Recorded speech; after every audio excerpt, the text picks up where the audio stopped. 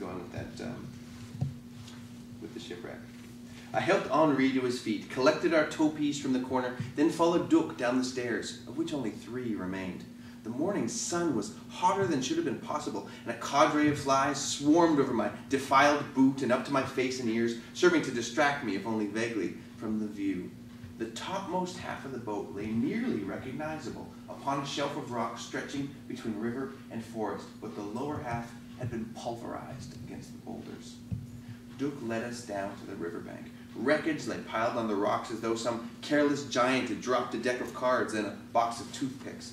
The mate, feet bloodied as he scaled the rocks, overturned one heap of boards after another. "Captain!" he shouted. Planks swirled in the whirlpool, and at first I failed to associate them with the General Subrogé. Sorry, that's the name of the boat, which I've been skirting around up to this point.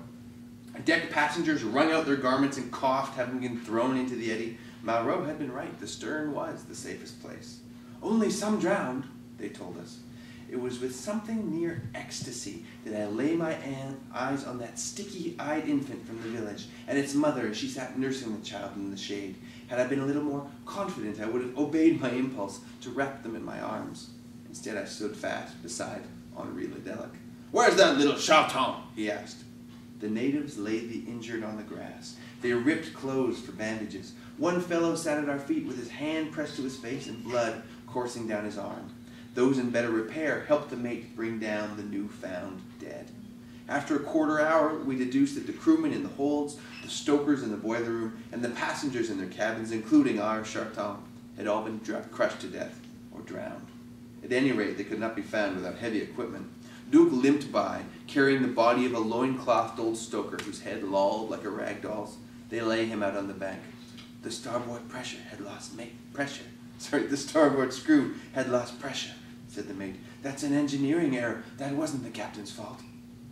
I've seen additional tragedies in Indochina since the wreck of the General Subrogé, some bloodier, some more infuriating, none so infused with that dreamlike quality of normal existence being turned on its side by the fact that I was still alive.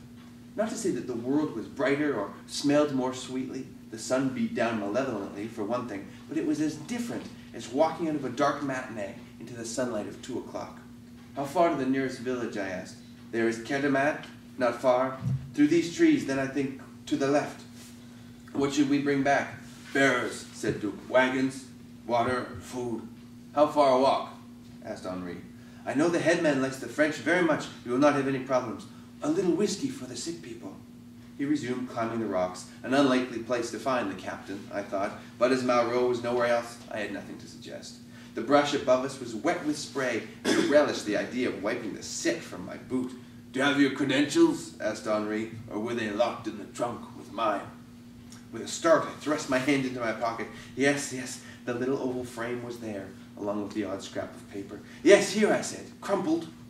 I started uphill, picking my way over the slick branches, but making headway over the rock, thinking again how little trouble it would have been to have dragged Charton up to the wheelhouse, though I reassured myself that for the sake of his moi, he'd have refused.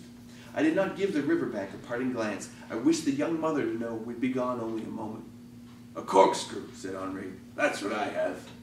We met a great tangle of black thicket, and I bent double to hurry through, spiderwebs breaking across my face. Then we strode between strands of creaking bamboo, brown lizards scattering before us among the leaves. I felt sure that whiskey would be the very thing for our wounded, or better still, the headman might offer soothing opium. With my newly minted functionary's mind, I calculated the number of pipes we'd need to requisition. "He told us go left," said Henri. "Stay perpendicular to the river for now," I said. "The path will run parallel to it." "You assume a logic within the Malay brain which may not be warranted." "Good God, if you must call them! When my grandparents saw a photograph from the colonies, they'd point and say, 'Malays,' and I always felt that had great style." Marks of bare toes lay in the dirt before us, and looking left and right, I noted the undergrowth to be generally passable in either direction.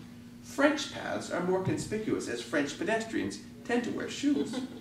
I started to the left, grateful for the lack of scrub, for the speed it allowed us, obviously, and because of an anecdote which had long lingered in the back of my mind and now flared like fireworks at the front. In Henri Baudissant's book, a tiger makes his lair behind a fallen tree, blocking a path, and after making the necessary detour, one unsuspecting moi after another has his skull polished clean by the cat's coarse tongue. Next, I realized that we hadn't a grain of quinine between us, though rural Indochina in its entirety is malarial. Just then we came to a tree across the path, and my heart came up into my mouth. "Duck around it," said Henri. "What's so mysterious?" The surrounding bush was not impassable or even thorny. Indeed, the beginnings of a new path were already visible, yet I hesitated. Didn't the air possess a distinctive funk? "We'll be another 27 years, and how old will your lady be then?" He darted past me, arms parting the branches with a sort of breaststroke. The white of his tunic disappeared, leaving the noise of cracking boughs and his curses. But weren't there more branches breaking on the other side of the log? I dove after Henri. The roots of the fallen tree rose well above my head, and I found him meandering through this labyrinth of snaking wood and cobwebs, the ideal hideout for every reptile imaginable. "Will these people be the sort who insist we have a drink?" he asked. "Hi, who's that?" a man's voice called. "Heavens, a countryman of ours," said Henri. "We'll have a hot-to-hot." We rounded the great whirl of roots to find, breaststroking forward, my mirror image, a long-faced youngster in white. He put out his hand. He wore binoculars and had a cigarette in the corner of his mouth. "Besançon," he said, "of the telegraphic service. And here you are without a scrap of luggage. You must have porters stretched to the horizon." We introduced ourselves somewhat shakily. "Our steamer has crashed with great loss of life," I said. "We're going for help." "Good God, you're joking. Which boat?"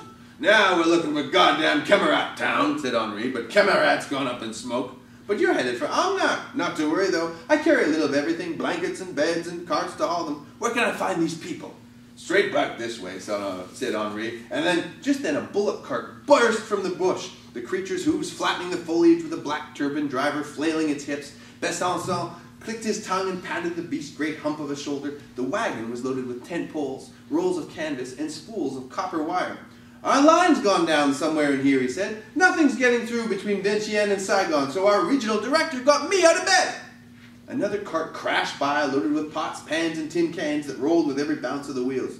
"Got wine or brandy?" asked Henri. "I'm a teetotaler," said Besançon. "Where do you come onto this path? Will I spot it?" "You'll see," said Henri. We walk like a couple of club-footed elephants." "Nonsense," I say. "We'll take you to the boat." "No, you carry on to Alnac," said Besançon. "You both look like death." "Is that a Giante and Maze?" asked Henri. "Got any more?" "Not Giante, Gitain. Maze," asked Henri. "Got any more?"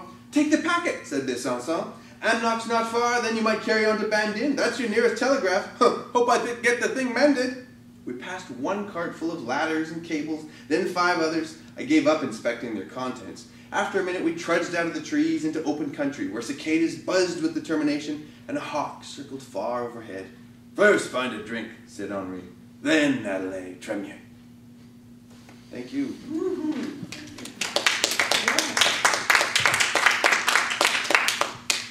Any other questions that's occurred to anybody? What kind of books did you read as a child, if you were a reader? A lot of comic books. Heaps and heaps of comic books. But I did a lot of reading, as a lot of people do, during that year of travel. And I read a lot of Somerset Maugham, a lot of Joseph Conrad, and I think that's really informed my Asia writing to a large degree. I still really, really like Robert Louis Stevenson. Yeah, I was really, when I was about 15, I was really into James Joyce, in Dubliners in particular, because it was mentioned at one point in an X-Men comic book, which was enough to get me started. Yeah, that was probably the main things. And even now, I read lots and lots of research material, and then when I'm just reading, I still go back to old comic books. It's my guilty pleasure. Though there's not that much guilt anymore, because I have 2 young boys, and I can, read the comic books to them. Yes. Not really, no. It's most of them. No, I mean, that's your excuse. Oh, yes, exactly. Exactly. Have you gotten into graphic novels? Yeah, you have a very good selection here. And yeah, I don't have any plans immediately to write anything, but, I've got a few different ideas for children's books and young adult novels. And I'm also writing a alternate reality buddy cop comedy with my 14-year-old nephew, a screenplay. But yeah, this is the problem with too many ideas and not enough time at this point. And too many hockey games that I want to watch.